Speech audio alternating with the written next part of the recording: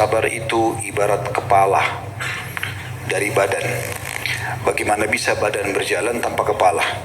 Dalam arti kata, memang senjata seorang muslim selain melawan kebatilan, selain berargumentasi yang kuat, selain juga segala macam termasuk harta yang halal yang dikorbankan untuk mempertahankan kebenaran, juga senjatanya adalah sabar. Dan sabar ini hanya bisa dimiliki oleh orang yang berilmu. Karena kalau dia sudah punya ilmunya baru dia bisa bersabar. Kalau tidak tentu tidak akan pernah bersabar. Karena orang-orang yang berilmu pasti tahu. Dan itu sebabnya juga kenapa kita pelajari pada kesempatan ini insyaAllah. Semoga kita termasuk orang-orang yang sudah punya ilmu, terutama dalam masalah bab sabar ini. Bagaimana dia adalah bagian daripada karakter dan perangai, dan harus dijadikan sebagai karakter dan perangai oleh setiap muslim. Allah subhanahu wa ta'ala menyebutkan dalam banyak dalil berhubungan dengan masalah agar menjadikan sabar sebagai senjata. Dan definisi sabar kata ulama adalah menerima takdir Allah dan ikhtiar mencari jalan keluar. Itu adalah sabar. Apapun sifatnya, baik masalah itu kecil ataupun besar, ya semuanya diikuti dengan sabar, yaitu menerima dulu itu sebagai keputusan dari Allah, baik itu adalah sebuah nikmat ataupun sebuah cobaan yang kita anggap sesuatu yang kita tidak senangi, karena enggak mungkin terjadi kecuali dengan takdir Allah subhanahu wa ta'ala. Dan kata Hudzaifah radhiyallahu anhu, Allah tidak pernah menetapkan sebuah hukum kecuali Allah ingin hukum itu diterima walaupun kita tidak suka. Ya, apapun sifatnya, gangguan orang utang tidak bayar, orang mencaci maki, hilangnya harta, bangkrutnya harta, hilangnya orang yang kita cintai, semua itu adalah cobaan Allah subhanahu wa ta'ala. Allah timpakan kepada hambanya yang dia inginkan, dan disitulah Allah menguji hambanya, dia sabar atau tidak. Kita akan dengarkan insyaAllah beberapa dalil atau banyak dalil juga contoh-contoh tentang masalah sabar ini. Yang pertama diangkat oleh penulis ini adalah firman Allah yang Maha Suci dan Maha Pemurah dalam surah Al-Imran ayat 146. A'udzu billahi minasyaitonir rajim. Wa ka'ayyin min nabiyyin qatala ma'ahu ribbiyuna katsirun fama wahanu lima asabahum fi sabilillah wa ma dha'ufu wa mastakanu wallahu yuhibbus sabirin. Dan betapa banyak nabi yang bersama mereka berperang sejumlah besar dari pengikutnya yang bertakwa. Mereka tidak menjadi lemah karena bencana yang menimpa mereka di jalan Allah, dan tidak lesu dan tidak pula menyerah kepada musuh, dan Allah menyukai orang-orang yang sabar. Jadi kita ambil potongan akhir ayat ini, wallahu yuhibbus sabirin. Allah sangat mencintai orang-orang yang sabar. Berarti Allah menciptakan cobaan agar hambanya sabar, menerima itu sebagai keputusan dari Allah, kemudian dia ikhtiar cari jalan keluar. Tentu tidak akan ada makna dan garam kehidupan kita, maksudnya kayak makanan itu ada garamnya, tidak akan ada kenikmatannya kalau tidak ada cobaannya. Kalau semua mulus-mulus saja tidak enak. Misal teman-teman sekolah dari SD sampai kuliah nggak pernah ada ujian, nggak cocok juga, karena kita tidak pernah tahu kualitas kita seperti apa. Cobaan yang datang itu akan menunjukkan kualitas kita. Disitulah juga kita akan mengupgrade, meningkatkan kualitas skill kita, ya, potensi yang dalam diri kita. Cobaan itu akan memaksa itu. Dengan kita sakit, kita coba ikhtiar untuk berobat, kita coba untuk ikhtiar bisa merasakan juga kurangnya tidur. Mungkin dengan puasa kita bisa sabar dengan kurangnya makan dan minum, mungkin segala macam. Dan itu adalah ilmu, pengetahuan yang seharusnya kita anggap sebagai sesuatu yang positif. Jadi keliru kalau orang yang menganggap cobaan itu adalah sesuatu yang berat bagi dia, atau dia membesar-besarkannya. Ada orang kadang-kadang kalau ngobrol sama kita masalahnya kecil, hanya mungkin kena sakit sedikit. Saya pernah ketemu dengan seorang yang sudah tua. Kemudian dia datang mengeluh sama saya, Ustaz, saya datang ke Jakarta karena saya mau berobat, saya ada diabetes, begini begitu, masalahnya ini, seperti sesuatu yang sudah sangat besar. Padahal saya lihat orang ini datang dari Jawa ke Jakarta, duduk makan, hadir di pengajian, jalan enak, bisa bernafas. Salah satu cobaannya hanya karena ada diabetesnya, dan itu bisa setiap saat Allah sembuhkan. Kemudian dokter mengatakan Anda sudah sembuh, selesai. Dan dalam prosesnya pun ada dokter dia bisa konsultasi, ada obat bisa meredam diabetesnya dan segala macam hal. Lalu kenapa harus dengan keluh kesah ini? Allah subhanahu wa ta'ala ingin memberikan nikmat supaya disyukuri, memberikan cobaan supaya disabari. Jadi tingkat sabar dalam cobaan seperti tingkat syukur dalam nikmat. Sekali lagi, tingkat sabar dalam cobaan artinya kita harus betul-betul bersabar itu Sebagaimana kita harus bersyukur dalam nikmat. Kita tahu kalau kita bersyukur, kita akan ditambahkan nikmat. Kalau kita bersabar, kita akan diberikan ketenangan dan jalan keluar. Itu pasti. Tidak ada solusi yang lain. Tidak ada opsi yang lain. Mirip orang lapar, makan solusinya. Orang ngantuk, tidur solusinya. Ini orang cobaan, sabar solusi.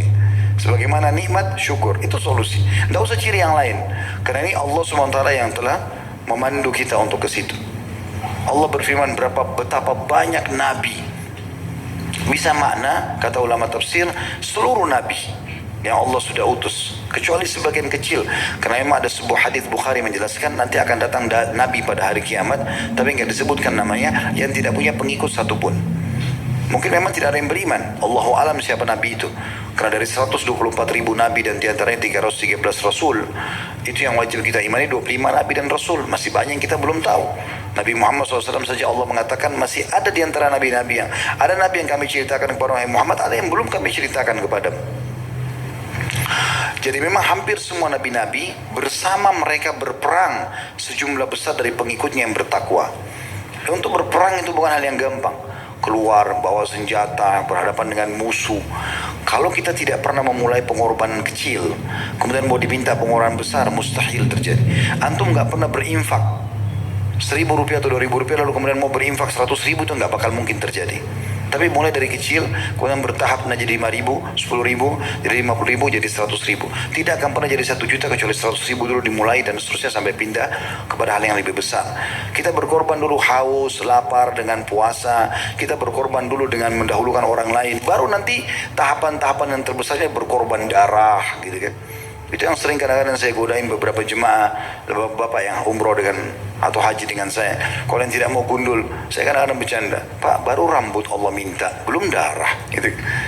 Sudah berat, seperti kalau cukur rambut itu sudah luar biasa, menjadi manusia paling jelek di dunia. Kenapa? Apa masalahnya gitu? Rambut digugurkan, apalagi dalam sebuah hadis yang dihasankan oleh para ulama, setiap helai rambut yang gugur 1 pahala. Itu luar biasa gitu. Tapi masih berat. Hanya karena malu di depan istrinya, hanya karena malu tempat kerjanya. Sampai kadang-kadang sambil mereka tertawa saya mengatakan, kalau antum gundul karena kriminal, malu. Pulang haji umrah gundul malu, aneh ini.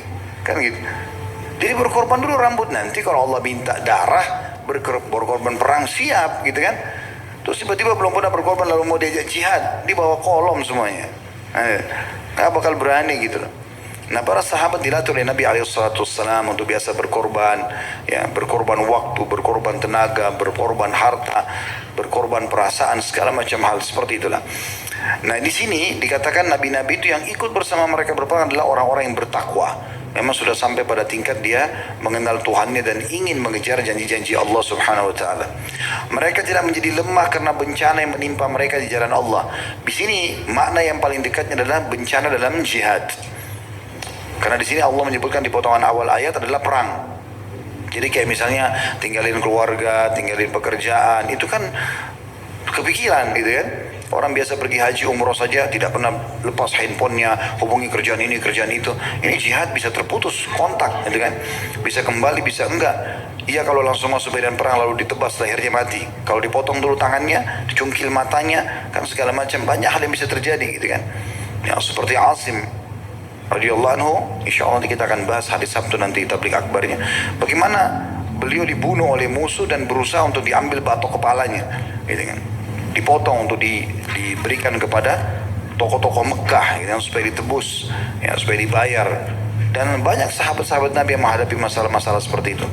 Tapi karena mereka nanti di closing hadisnya, penutupan ayatnya dijelaskan mereka sabar, maka mereka tidak lemah. Mereka tidak menjadi lemah karena bencana yang menimpa mereka di jalan Allah. Yang puncaknya adalah jihad, setelahnya adalah semua bencana di jalan Allah. Bencana dalam menuntut ilmu, ya, mungkin godaan orang, dihina segala macam, ditolak ilmunya, apalah. Mungkin dalam perdagangan gagal usahanya, mungkin dalam rumah tangga dia harus nasihatin pasangannya, mungkin anak-anaknya dia bersabar dalam memperbaiki mereka. Ini semua adalah bencana di jalan Allah Subhanahu wa taala yang kita disuruh bisa melaluinya. Tantangan hidup itu untuk dihadapi, bukan dihindari. Nah, percuma. Kalau untuk menghindari percuma. Akan ada tantangan yang lain Allah berikan. Tapi kalau yang benar adalah kalau ada tantangan depan mata, hadapi. kita hadapi, dan senjata terkuat adalah sabar. Terima dulu itu takdir Allah, kemudian kita ikhtiar cari jalan keluarnya. Seperti itulah. Dan tidak juga lesu dan tidak pernah menyerah kepada musuh. Dia tidak pernah menyerah kepada syaitan, manusia dan jin yang berusaha melemahkan iman, menggoyahkan, ya. Tidak ada sama sekali. Dan orang-orang beriman selalu kokoh menerima keputusan Allah SWT. Sebagaimana dia nikmat, bersyukur dengan nikmatnya makanan, minuman, dia juga merasa nikmat dengan kesabaran yang Allah berikan pada saat musibah sedang datang, gitu kan. Urwah bin Zubair rahimahullah, dia kakinya satu diamputasi, anaknya mati. Begitu dia pulang ke Madinah, orang-orang pada takziah ke rumahnya, lalu mengatakan, sabarlah, beginilah, begitulah. Pada saat dia lihat banyak orang ngomong, langsung dia mengatakan, sebentar, jangan pernah ada yang mengucapkan kata-kata menyedihkan bagi aku, karena ketahuilah Allah telah memberikan aku 4 atraf. Atraf itu kayak 2 tangan 2 kaki. Allah ambil 1, saya masih punya 3. Alhamdulillah. Allah berikan saya 4 anak, Allah ambil 1, saya masih punya 3. Alhamdulillah. Jadi luar biasa bagaimana mereka bisa melihat justru dari sisi yang lain. Pada saat sebuah nikmat Allah angkat, Allah berikan masih banyak nikmat yang tertinggal, kan begitu. Seperti tadi misalnya, saya kasih contoh, ada orang mungkin belum punya kerjaan, tapi kan Allah masih kasih dia mata, masih kasih telinga, masih kasih tangan, masih kasih waktu, masih bisa tidur, masih bisa makan, masih banyak temannya. Ada orang punya keluarga, cuma tidak ada kerjaan, itu saja. Baik, sabarlah. Coba terima sebagai putusan Allah, tetap ikhtiar, cari jalan keluar, kan seperti itu. Dan seterusnya. Dan Allah mengatakan setelah itu, dan Allah menyukai orang-orang yang sabar. Kata beliau, sabar secara bahasa adalah menahan dan mengendalikan, seperti perkataan orang, fulan terbunuh karena ia sabar. Maksudnya apabila dia mengendalikan dan menahan diri, seperti bunyi firman Allah yang maha suci dan maha pemurah dalam surah Al-Kahfi ayat 28. A'udzu billahi minasyaitonir rajim, wasbir nafsaka ma'al ladzina yad'una rabbahum bil ghadati wal 'ashyi yuriduna wajha. Dan bersabarlah kamu bersama dengan orang-orang yang menyeru Rabb mereka pada pagi dan sore hari karena mengharap wajahnya. Artinya tahan hawa nafsumu, tahan gejolak untuk melakukan pelanggaran-pelanggaran. Ya, sebagaimana pernah kita jelaskan, sabar ada 3 tingkatan. Sabar dalam mengerjakan ketaatan kepada Allah SWT, bangun sholat malam, berpuasa di siang hari, masuk ke dalam masjid, pergi ke masjid kalau sholat, dan segala macam hal. Ini butuh kesabaran. Begitu juga dengan sabar dalam meninggalkan kemaksiatan, peluang-peluang untuk berzina, untuk berbohong, untuk menipu, semua ada. Sabar. Kalau lagi datang, sabar. Antum ngomong sama diri antum sendiri, sabar, sabar, sabarkan diri sendiri antara antum sama Allah SWT dengan jiwa antum. Jangan ikuti gejolak itu, gitu kan. Dan jangan selalu menggunakan bahasa godaan syaitan berat nih. Gak ada berat. Memang syaitan tampil depan antum, cekik-cekik, harus kau berzina, kalau enggak